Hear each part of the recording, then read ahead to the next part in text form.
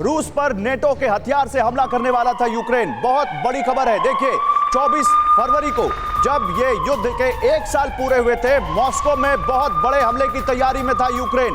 केवल ये सेवास्तोपोल और क्रीमिया तक ही लिमिटेड नहीं है। अमेरिका ने यूक्रेन को हमला करने से रोका, ये रिपोर्ट कह रही है। लीक दस्तावेजों के हवाले से वॉशिंगटन पोस्ट ने यह बड़ा दावा किया है। दुनिया पर न्यूक्लियर वॉर का गंभीर खतरा था, क्योंकि अमेरिका को लगता था कि अगर यह हमला मॉस्को में हो गया तो रूस कोई बड़ा परमाणु हमला कर सकता है। और इसीलिए जब यह हमला होने वाला था, उसके ठीक पहले अमेरिका ने ज़ेलेंस्की को रोका कि आप मॉस्को में अटैक नहीं करेंगे। यह बहुत बड़ी खबर है और यह बताता है कि महातबाही का अलार्म बज रहा है, चाहे वो क्रीमिया हो, सेवास्तोपोल हो, चाहे वो बेलगोरोद हो और या फिर मॉस्को। यूक्रेन बड़े अटैक की तैयारी में है और इसको लेकर बहुत बड़ा यहां पर यह गंभीर खतरा बताया जा रहा है। सीधे चलते मनीष झा के पास, जो खुद इस वक्त मॉस्को में है। मनीष, मॉस्को तक पहुंच सकते थे ज़ेलेंस्की के रॉकेट, ज़ेलेंस्की की मिसाइलें, और ये कौन कह रहा है? ये पश्चिमी मीडिया कह रहा है। इसको लेकर वहां पर क्या जानकारी मिल रही है और क्या तैयारियां दिखती हैं? बिल्कुल, देखिए, सबसे पहले तो मैं मॉस्को वाली बात कहूं कि मॉस्को के बहुत बहुत करीब तक तो यूक्रेन के कामिकाजी ड्रोन आ ही गए थे। बस उसे रशियन अलर्टनेस की वजह से मार गिराया गया।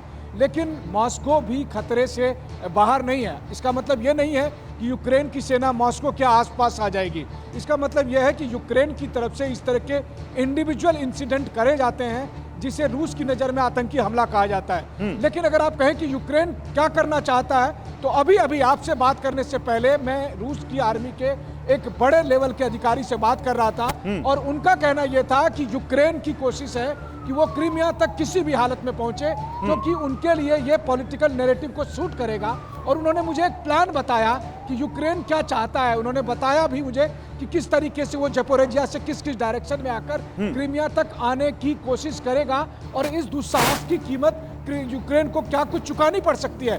तो कुल मिलाकर अगर मैं कहूं आपसे, आप सही कह रहे हैं मनीष, आप कह रहे हैं यूक्रेन को क्या कीमत चुकानी पड़ेगी और रूस क्या प्लान कर रहा है, इस पर तो लगातार आपसे बात करते रहेंगे। हमारे साथ कुछ खास मेहमान भी हैं, लेकिन जरा जल्दी से यहां बिग वॉल पर दिखाते हैं महातबाही का अलार्म कैसे बज रहा है।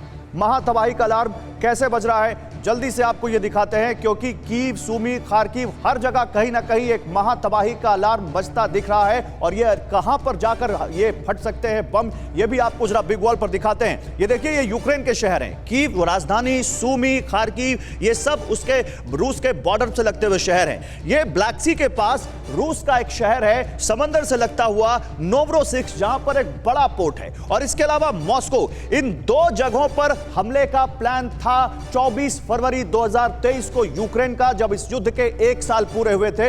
यह पश्चिमी मीडिया, वॉशिंगटन जर्नल ने यह खबर बताई है और यह बताया है उसने कि अमेरिका ने नहीं रोका होता तो मॉस्को दहल गया होता। यूक्रेन ने पूरी प्लानिंग कर ली थी 2 जगहों पर, एक मॉस्को पर और एक ये नोवरोसिस्क पर। यह बहुत बड़ा यहां पर खुलासा हुआ है 24 फरवरी को यूक्रेन की स्ट्रैटेजी से जुड़ा हुआ। तो क्या मॉस्को पर यूक्रेन एक बड़ा हमला करने वाला था? जरा देखिए, हम आपको पूरी जानकारी देते हैं। मॉस्को पर यूक्रेन एक हमला करने वाला था। 24 फरवरी को मॉस्को पर हमले की पूरी प्लानिंग थी। जरा इसको दिखाइए, जरा जूम करके, कैसे यहां पर यह बहुत बड़ी खबर आई जिसने बताया कि 24 फरवरी को यूक्रेन ने कुछ बड़ा रच लिया था, हमला करने वाले थे, मॉस्को पर हमले की उनकी प्लानिंग थी। लेकिन ज़ेलेंस्की के जनरल कोरिलो बुडानेव ने जो प्लान तैयार किया, अमेरिका को जैसे ही खबर मिली, खबर मिलते ही अमेरिका ने अटैक करने से रोक दिया। अगर अमेरिका ये ना रोकता तो कुछ बड़ा हमला मॉस्को पर हो जाता, फिर इस युद्ध की दशा दिशा जो हम 30 अप्रैल कह रहे हैं उससे पहले ही बदल चुकी होती। सवाल यह है कि अमेरिका ने ये रोका क्यों? हमला हो जाता तो क्या होता? जल्दी से वो दिखाते हैं, फिर अपने जो हमारे साथ जनरल साहब है उनसे इस बारे में जानकारी लेंगे, वो इसको कैसे देखते हैं। मॉस्को पर अटैक का मतलब क्या था और इससे क्या तबाही आती? मॉस्को पर अटैक का मतलब यूक्रेन में और तबाही, इसका मतलब पुतिन एटमी हमला कर सकते थे, इसका मतलब अमेरिका तक पर हमला संभव था। नेटो देशों पर भी पुतिन कोई बड़ा हमला कर सकते थे अगर मॉस्को पर अटैक हो जाता तो। तीसरा विश्व युद्ध भी छिड़ जाता, इसमें कोई यहां पर गुरेज नहीं है इसको कहने में। लेकिन इस रिपोर्ट पर कुछ सवाल भी उठते हैं और वो सवाल क्या है? यूक्रेन बॉर्डर से मॉस्को की दूरी 600 किलोमीटर है। क्या नेटो ने यूक्रेन को इतनी दूरी तक मार करने वाले हथियार दिए हैं? क्या यूक्रेन ने इन सीक्रेट वेपन को दुनिया की नजरों से छिपा कर रखा हुआ है? क्या ये यूक्रेन और अमेरिका का प्रोपेगेंडा भी हो सकता है? जनरल दत्ता, आपको क्या लगता है? क्या 600 किलोमीटर तक मार करने वाले हथियार, ड्रोन तो पहुंच गए, लेकिन लॉन्ग रेंज मिसाइल से हमला, क्या आपको लगता है उनके पास ऐसे हथियार हैं? देखिए, ऐसा लड़ाई की शुरू में ही रशिया ने यूक्रेन का पूरा जो इंफ्रास्ट्रक्चर है, जो डिफेंस इंफ्रास्ट्रक्चर को तबाह कर दिया था। उनकी पूरी जो डिफेंस मैन्युफैक्चरिंग है वो ख़त्म हो चुकी है। आज के दिन में यूक्रेन के पास कोई अपना ऐसा कारखाना नहीं है जहां पर वो एक ऐसी मिसाइल सिस्टम तैयार करे जो लॉन्ग रेंज में जाके इफेक्टिवली हावी हो पाए।